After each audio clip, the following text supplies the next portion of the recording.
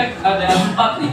Yang pertama uji anggur, ya. Kemudian yang kedua uji protein, yang ketiga uji glukosa, dan yang terakhir adalah uji lemak. Nah, ya, untuk yang 3 pertama tadi kan ada reagennya. Kita sebut reagen itu adalah bahan kimia pengujinya ya. Jadi kalau kita mau menguji itu harus dikasih senyawa kimia itu. Kita akan menggunakan 3 reagen tadi, bahan yang pengujinya. Kemudian bahan yang diuji itu ada di sebelah kiri. Kalian lihat nanti di meja wastafel itu ada 4 bahan yang nanti masing-masing kalian ambil sampelnya ya. Nah, nanti kalian nggak perlu cium-cium, nggak perlu dirasain apalagi, nggak usah. Ambil aja sampelnya ya, nggak usah di apa ya gitu, nggak usah. Nanti pun pada saat ujian praktek hanya dikasih label A, B, C, D. Jadi jangan kalian tebak-tebak sendiri itu apa. Nah, ada 4 sampel sama 3 reagen ya. Yang pertama biuret untuk uji apa tadi? Protein. Terus yang kedua adalah glukol. Glukol itu untuk uji amilo. Yang terakhir adalah benedict glukosa. Ya, jadi kalau lemak nggak perlu pakai ini. Lemak gimana cara mengujinya? Iya, ini dia. Kertas gula ya. Jadi nanti lemak ini pakai kertas gula. Untuk penggunaan alatnya sekarang perhatikan. Yang digunakan adalah pelat tetes. Jadi kenapa disebut pelat tetes? Karena nanti semua reagen itu kita teteskan di atas sampel yang sudah kita taruh di sini. Jelas ya? Oke. 1 pelat tetes.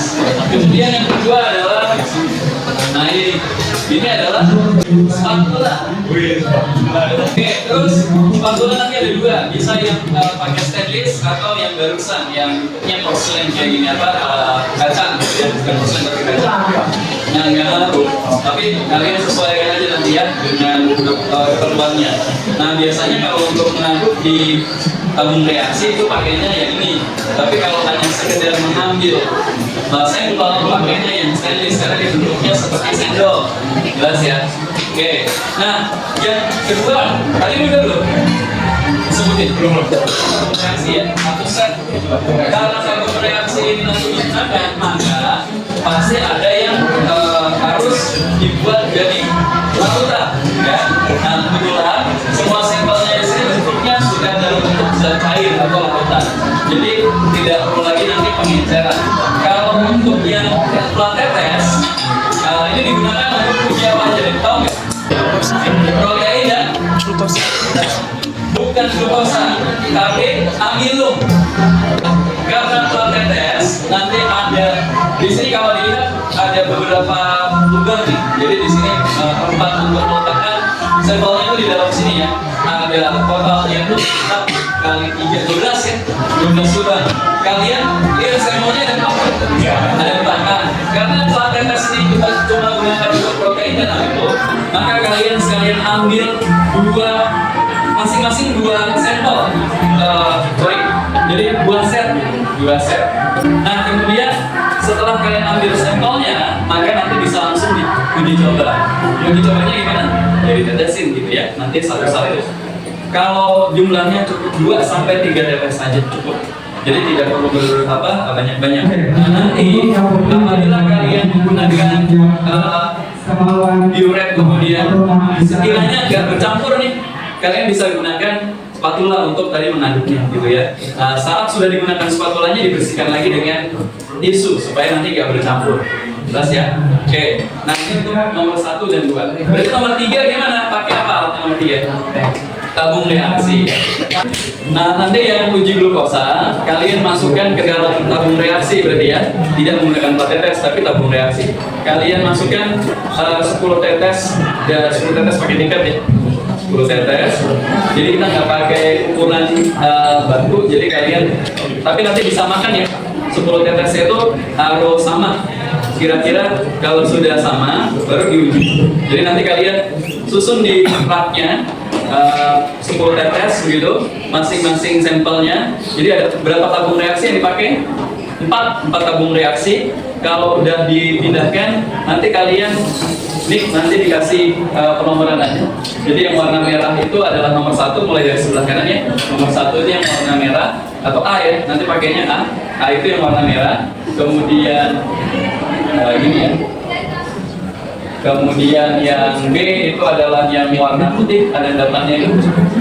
Ya, jadi yang B itu larutan kayak gini aja deh. Nanti saya tuliskan di situ aja ya. Jadi A, B, C, D. D itu yang sebelah kiri. Nah, kalian masukin ke dalam tabung reaksi. Tadi 10 tetes. Kemudian pada saat kita mau menguji glukosa, kalian masih ingat nggak? Bahan yang sudah dimasukin harus tambahkan apa tadi reagennya? Benedik. Nah, setelah dicampur benedik, kita homogenkan. Nah, ini yang menggunakan ini nih, spatulanya. Jadi nanti dihomogenkan gitu ya. Kalau sudah nyampur, ingat kalau sudah digunakan spatulanya dibersihkan dulu ya, pakai tisu sampai bersih, baru digunakan untuk mencampur lagi atau menghomogenkan larutan yang berikutnya. Nah, anak-anak, pada saat kita mau menguji glukosa itu nggak langsung bisa berubah saat kita sudah teteskan reagennya. Ada langkah lain yang perlu kalian, yang paling penting di sini, yaitu apa? Ada proses pemanasan. Nah, nanti dibantu kalian ya, disiapkan air yang nanti direbus. Jadi kalian bergantian nanti ya memanaskannya menggunakan rebusan air saja. Kalau nanti sudah direbus kurang lebih, nanti kita pakai ini ya, ini dipanaskan ya. Ini bahan yang sudah ditambahkan benedik. Ini kemudian dipanaskan. Nah, proses pemanasan ini itu yang nanti akan membuat benediknya itu mulai bereaksi. Ya. Jadi kalau yang sebelumnya untuk uji protein dan uji protein dan uji amilum itu cukup diteteskan saja. Tapi untuk yang glukosa harus dengan proses pemanasan. Sehingga nanti kalian rebus. Nah, perebusannya 5 menit. Nanti kita lihat ya, ada perubahan warnanya jadi apa gitu. Oke, kalau uji lemak pakai kertas. Nah, kertasnya nanti kalian bagi menjadi 4 lipat. Jadi dilipat jadi 4 bagian saja gitu ya. Nanti kita menggunakan sampelnya. Di mana sampelnya itu kita taruh di atas ini ya. Jadi dibikin 4 kotak saja. Terus dikasih keterangan sampel A, B, C, D gitu ya. Nah, pada saat kalian mengambil sampelnya itu dioleskan di kertas. Jadi digoreskan di kertas. Jadi kalian ambil saja pakai spatula sedikit terus digoreskan. Jadi nanti digoreskannya di atas kertas ini gitu, jelas? Nah, terus yang diamati apa kalau udah digoreskan? Harus diterawang, diterawang. Nah, pakai cahaya. Kalau misalnya ada lemak gimana? Transparan. Tapi kalau dia nanti nggak menghasilkan bentuk transparan di kertasnya, berarti negatif gitu ya. Oke. Perlu waktu, jadi jangan langsung nanti disimpulkan karena beberapa yang mengandung cairan atau air kan itu juga membuat transparan ya. Makanya jangan terlalu banyak, cukup sedikit aja sampelnya digoreskan. Itu untuk menghilangkan bias antara air atau lemak. Karena kalau air juga akan membuat kertasnya transparan.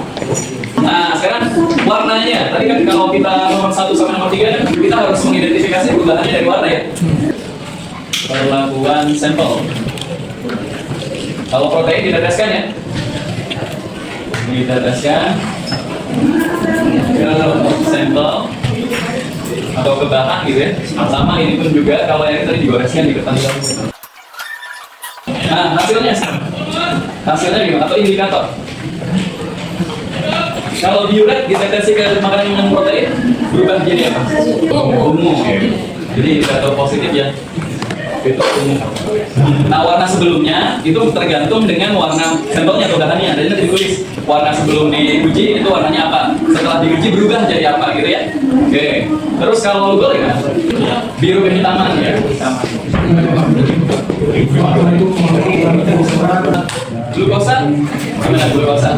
Dan ada ini ada beberapa perubahan warnanya gitu.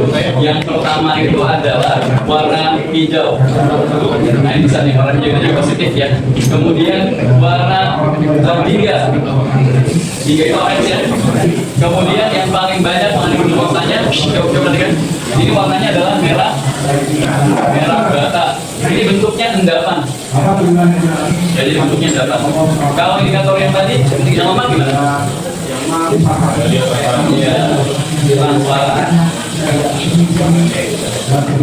Jadi kita nanti kerjakan masing-masing bawa sampelnya, tidak diambil di bawah meja, tapi kalian ambil di depannya. Pada saat kalian sudah ambil sampel, semua pengujian di meja masing-masing. Ya. Nanti kalian ambilnya pakai wadah seperti kemarin ya, ada pen regis untuk ambil sampelnya. Nanti kalian ambil sesuai dengan kebutuhan Anda. Jelas ya? Jadi pen regisnya dibawa ke meja masing-masing. Kemudian untuk pengerjaannya nanti kalian buat laporannya di kertas ya. Jadi nanti bikin tabel. Saya siapkan dulu, kalian siapkan dulu daun dan alatnya. Silakan diambil.